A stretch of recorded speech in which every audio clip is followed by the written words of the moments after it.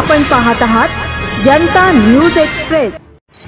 झोपडपट्टी चळवळ या आंदोलनातून मागील 15 वर्षापासून आम्ही मुंबईत काम करतो। मुंबईत काम करत असताना विविध प्रश्नावर आम्ही काम करत असतोच, परंतु आज 2 ऑगस्ट 2024 आजच्या दिवशी जी पत्रकार परिषद आपण घेतोय त्याचं प्रमुख कारण असं आहे की मुंबई एअरपोर्ट लगत असलेल्या झोपड्यांचा समस्या, अडचणी आणि त्या पुनर्वसनाच्या प्रकल्पाबाबत होणारा विलंब अशा अनेक प्रश्नांना तोंड देण्यासाठी आम्ही ही पत्रकार परिषद घेतली। पत्रकार परिषद ठेवण्यासाठी आमचं एकमेव कारण असं होतं की येणाऱ्या 5 तारखेला त्या प्रश्नांवर तोडगा निघण्यासाठी मी अध्यक्ष पंचायत भापकर म्हणून बेमुदत उपोषण करणार आहे आणि हे जे उपोषण असणार आहे ते जोपर्यंत सीएम साहेब स्वतः या प्रश्नाला गांभीर्याने घेत नाहीत किंवा आमच्याशी ते बोलत नाहीत तोपर्यंत हे उपोषण न सोडण्याचा आम्ही ठाम भूमिका घेतो। आपल्याला पत्रकार मित्रांनो सांगण्यासाठी मी आज इथे बसलेलो आहे। एसडीएल विद्याविहार या ठिकाणी मुंबई एअरपोर्ट लगतच्या झोपड्यांसाठी 30 बिल्डिंगा उभारल्या गेल्या। या 30 बिल्डिंगा तब्बल 10,000 फ्लॅट्स तयार करण्यात आले। हा विद्याविहार एसडीएलला जो प्रकल्प उभारण्यात आला ते 10,000 फ्लॅट उभारण्यात आले त्याचा संपूर्ण उद्देश हा एअरपोर्ट लगतच्या झोपड्यांबद्दल होता। परंतु कालांतराने एसडीएल बिल्डिंगचे विकासन आणि मुंबई एअरपोर्ट अथॉरिटी लिमिटेड यांच्यामधल्या कायदेशीर बाबीमुळे तो करार तुटला आणि तो पूर्ण प्रोजेक्ट थांबला। तर आम्हाला सध्या जे अडचण त्या विभागाची आहे ती विभागाची अशी आहे की ज्या नावावर प्रकल्प उभारला गेला ते 30 बिल्डिंग उभारल्या गेल्या त्याच बिल्डिंग मधल्या सध्या 2 नंबर 3 नंबर 7 नंबर अशा ज्या बिल्डिंगी आहेत आणि 29 30 17 18 19 20 अशा बहुधा बिल्डिंगी आहेत त्या तयार आहेत। तर त्या तयार असताना 30 बिल्डिंग पैकी संदेशनगर क्रांतीनगरचं हे पूर्ण एनेक्चर लागलेले पात्र अपात्र ठरलेली। जेव्हा पात्र अपात्र ठरली जाते तेव्हा त्यांचं पुनर्वसन करायला कुठली अडचण येत नसते। तरी 29-30 नंबर बिल्डिंग ही विमानपथांच्या जागा झोपड्या आहेत त्यांना देण्यास MMRD नकार देते। आता ते नकार देत असताना आमची प्रामुख्याने मागणी की ते 29 आणि 30 नंबरची बिल्डिंग आहे ते 29-30 नंबर बिल्डिंग सध्या संदेशनगर क्रांतीनगर जे पात्र झालेली घर आहे आणि अपात्र झालेली घर आहे या दोघांनाही त्यांनी त्या बिल्डिंगमध्ये त्यांचं पुनर्वसन करायचं। उर्वरित 1 नंबर बिल्डिंग आहे ती रिपेअर करून घ्या आणि त्यातही त्यांना त्वरित पुनर्वसन करा।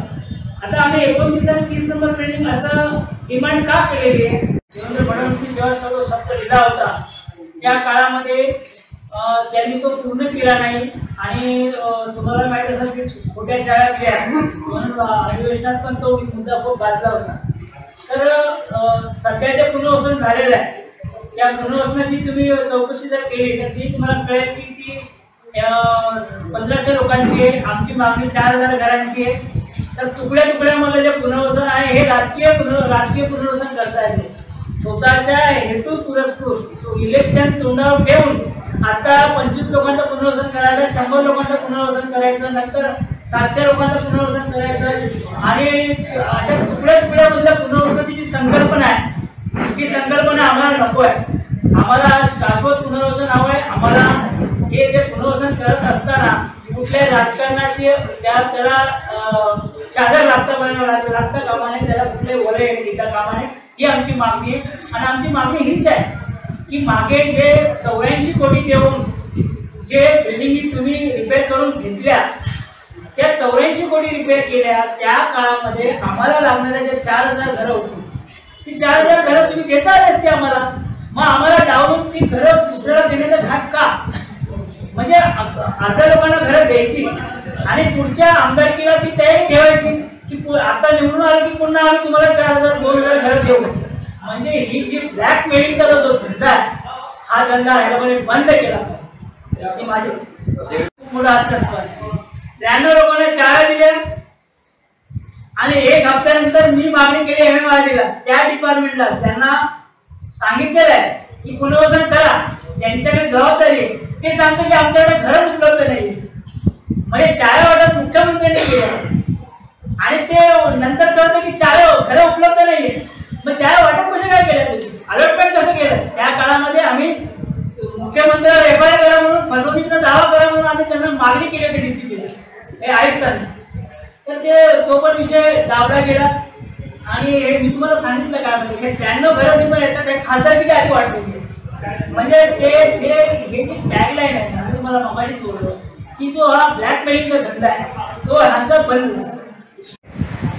की अपात्र लोकांना भाडेतत्वावर आपल्याला घरं देता येतील म्हणून, आणि भाडेतत्वावर जर घरं दिली तर ते भाडं जे आहे ते MIL कडून घ्यायचं आहे. आणि अशा प्रकारची पूर्ण म्हणजे आज ठरवलं तर अपात्र आणि पात्र सगळ्यांना पुनर्वसन करून कायद्याला कुठलेही गालबोट न लागता ते तुम्ही जागा आतमध्ये घेऊ शकता. परंतु तिथल्या स्थानिक लोकांना ते करायचं नाहीये. काही लोकांना द्यायचं, पुन्हा तिथे नव्याने झोपडी जागा जे असतात ते स्ट्रक्चर बांधतात आणि नव्याने परत नंबर टाकण्यासाठी अपील करतात आणि पुन्हा ते खाली जागा झाल्या त्या पुन्हा तिथे घरं होतं. तर आमचा मेन मुद्दा जो आहे, मेन मुद्दा जो आहे, सध्या विधानसभेच्या निवडणूक लागणार आहे, त्याच्या आधीच मुख्यमंत्र्यांनी आम्ही त्यांच्या भेटीसाठी जर बसलोच आहे, त्यांनी आमची विचार घ्यावा. आम्ही जी मागणी केली त्याच्यावर विचार करावा आणि कुठली मागणी आमची कुठल्या तरी कायद्याच्या चौकटीच्या बाहेरची नाही आहे. आमची कायद्याची चौकटी राज्य सरकारला कुठलाच बोजा येणार नाही आहे. केंद्र सरकारला करोडोची जागा आम्ही देणार आहोत आणि जर करोडोची जागा देत असतो आम्ही तर शासनाला आम्हाला घरं देण्यासाठी त्यांना तुम्हाला मान्यता आणायची. त्यांना सरकारने मान्यता दिलेली की त्यांच्या नावावरती रूम होईल. जर त्या नवीन मालकाच्या नावावर जेव्हा रूम होतो तेव्हा तो 40,000 आणि 60,000 रुपये हस्तांतर शुल्क आहे ते भरावं लागतं. परंतु 2000 नंतरचं झोपडं असेल, 2011च्या आधीचं झोपडं असेल तर त्याला 2.5 लाख भरावं लागतं. तर आमचं तेच म्हणणं आहे की ते जे इतर महाराष्ट्रभर जे झोपडी आहे त्यांच्यासाठी हा कायदा आहे.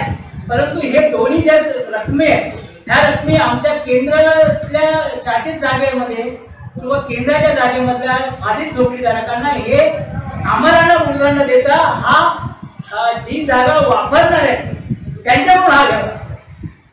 स्थानिक आमदार जे असतात ते मुख्यमंत्र्याच्या पद असल्यानंतर त्यांचा जो कितपत अधिकार आहे तो मला माहिती नाही, पण त्यांना भांडता हे आम्ही जे भांडतोय ते त्या स्थानिक आमदारांना भांडता येईल की नाही भांडता येईल हे आम्हाला आज शंका आहे. कारण की त्यांनाही 5 वर्ष जेवून झालेले. आम्ही आज पण हे दिवस आलेत आमचे, आज उपोषणाला बसण्याचा जो दिवस आलेला आहे तो त्यामुळेच आलेला आहे. त्यामुळे स्थानिक आमदाराकडे जाण्यापेक्षा आम्ही राज्याचे मुख्यमंत्री जे आहेत त्यांना भेटू ना, कारण की त्यांची इमेज अशी पण सर्वसामान्यांची आहे. तर आम्हालाही प्रचिती आहे सर्वसामान्यांचा जो मुख्यमंत्री आहे तो आम्हाला भेटतो की नाही भेटतो. नमस्कार, जनता एक्सप्रेसमध्ये आपलं स्वागत आहे. जनता एक्सप्रेस खरं तर हा प्रजासत्ताक जनता या वृत्तपत्रातीलच एक अंतर्गत विभाग आहे आणि ते यूट्यूब चॅनल आहे. आपल्या सर्वांचं सहर्ष स्वागत. झोपडपट्टी चळवळ मुंबईच्याद्वारे मुंबई मराठी पत्रकार संघामध्ये पत्रकार परिषद घेण्यात आली. या पत्रकार परिषदेमध्ये एक महत्त्वाचा मुद्दा चर्चेला गेला, तो मुंबई विमानतळाच्या लगत असलेल्या म्हणजे काही अंतरावरती काहीशे मीटरवर असलेल्या ज्या झोपड्या आहेत त्या झोपड्यांचं पुनर्वसन व्हावं म्हणून सरकारकडून प्रयत्न सुरू आहेत. त्या 1,00,000 सव्वा लाख ते 1.5 लाखाच्या आसपासच्या झोपड्या आहेत.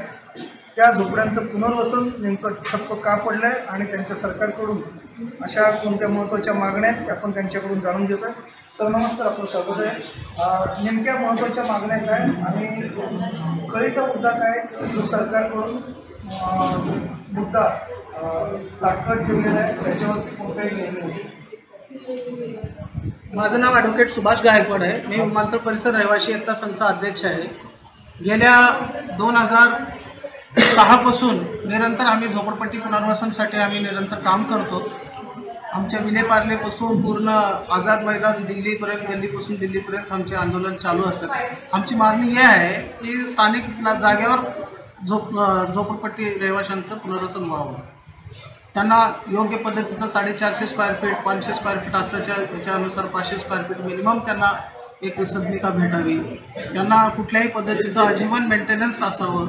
त्यांना कुठल्याही पद्धतीचं जे टॅक्स बिक्स जे असतात ते सरकार त्याच्यापासून मुक्त करावी. त्यांच्या अकाउंटवर 1 लाख रुपये जमा केलं तर त्या येणाऱ्या त्या व्याजमधून त्यांचं मेंटेनन्स फ्री व्हावं, अशा आमच्या बेसिक मागण्या आहेत.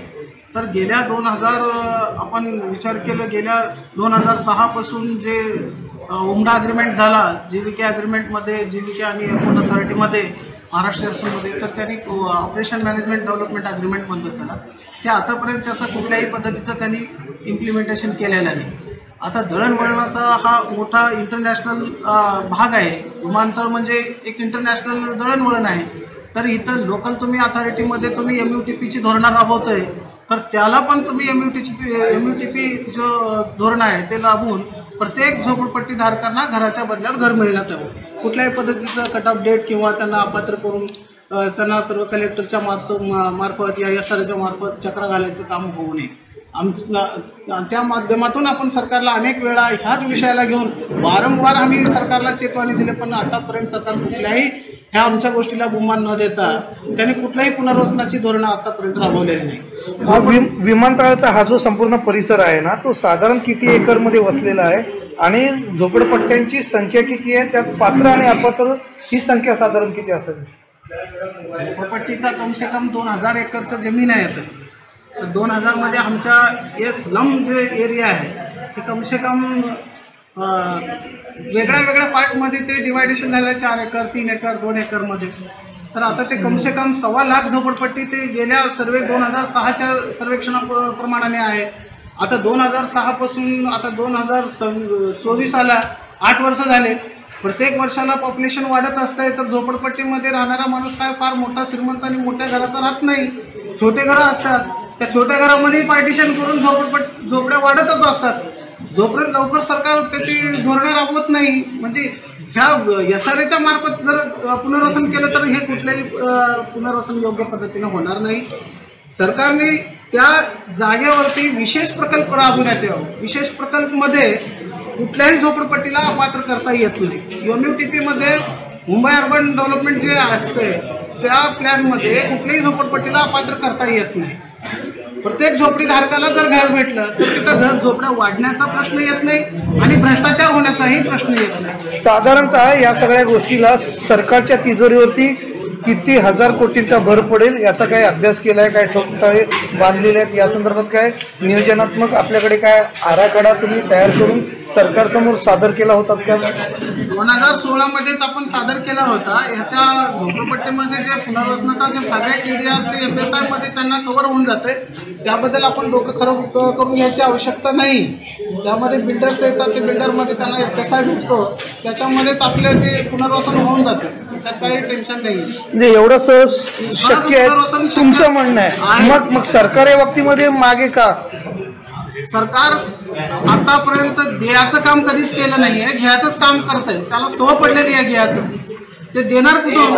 सरकार लोकांना आतापर्यंत काय योग्य प्लॅन तुमच्या लाईफला काय सेफ्टी आहे सांगा मला. तुम्ही एक पत्रकार आहे. ती जी जागा आहे ती सरकारची आहे, राज्य सरकारची की केंद्र सरकारची? ती जागा केंद्र सरकारची आहे. केंद्र सरकार याच्यामध्ये फार मोठा डेव्हलपमेंटचा वाटा असतो. कमसे कम 60% त्यांचा 40% आमचा झालं तर झोपडपट्टीचा पुनर्वसन एकदम शांघाईसारखाच होऊन जातो. पण करायला जर केंद्र सरकार रेडी झालं तर राज्य सरकार होत नाही, राज्य सरकार झालं तर केंद्र सरकार होत नाही. आता दोन्ही सरकार ही BJPच्या असताना सुद्धा आम्हाला हे त्रास भोगावं लागेल. मग असं काय पुनर्वसन झाल्याचं एखादं आपल्या देशभरातलं एखादं उदाहरण आहे का आपल्यासमोर? जे केजरीवाल गव्हर्नमेंट होतं दिल्लीमध्ये, त्यांनी घराच्या बदल्यात घर देऊन दिल्लीच्या समग्र जे झोपडपट्टी रहिवाशांचं पुनर्वसन केलेलं आहे. आणि आमचं पण तेच मागणी होती. आम्ही दिल्लीमध्ये आंदोलन घेतलं होतं, त्या टायमाला आमचा सर्व संपर्क झालेला ऑफिसर लेवलला, त्यांनी सर्व योग्य पद्धतीनं पुनर्वसन केलेलं आहे. तर आपल्याही मुंबईमध्ये का होऊ नये त्यासाठी आम्ही दिल्लीला आंदोलन घेतलं. मग आता पुढची भूमिका काय आहे तुमची? पुढची भूमिका आता आम्ही कार्यकर्त्यांसोबत चर्चा करणार आणि वेगळ्या वेगळ्या संघटना आहेत, वेगळ्या वेगळ्या विभागामध्ये काम करतात, त्यांना सर्व विश्वासात घेऊन आम्ही पुढची भूमिका ठरवणार. आझाद मैदानामध्ये आंदोलन त्यातलीच एक भूमिका आहे का? हा असणार. झोपडी धारकांचा जो प्रश्न आहे, गहन प्रश्न आहे आणि सरकारच्या तिजोरीत त्याचा प्रचंड बोजा पडू शकतो.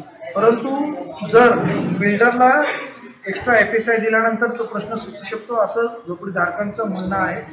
सरकारच्या कोर्टात चेंडू आहे, तो सरकार कशा पद्धतीने टोलवतो किंवा यांच्या प्रश्नावरती कशी उत्तर देऊन बेघर होणाऱ्या झोपडीधारकांना त्यांच्या घरामध्ये आश्रय देतो हे येत्या काही दिवसात पाहायला मिळेल. तुर्तास आपण इथेच थांबतोय आणि येणाऱ्या काही दिवसात आझाद मैदानामध्ये त्यांचं आंदोलन होईल. त्या आंदोलनाची धग सरकारपर्यंत जाईल की नाही हा प्रश्नही त्यानिमित्ताने उपस्थित झालेला आहे, त्यालाही उत्तर मिळेल. मुंबई येथून जनता न्यूज करता दिनेश मराठे, मुंबई. धन्यवाद.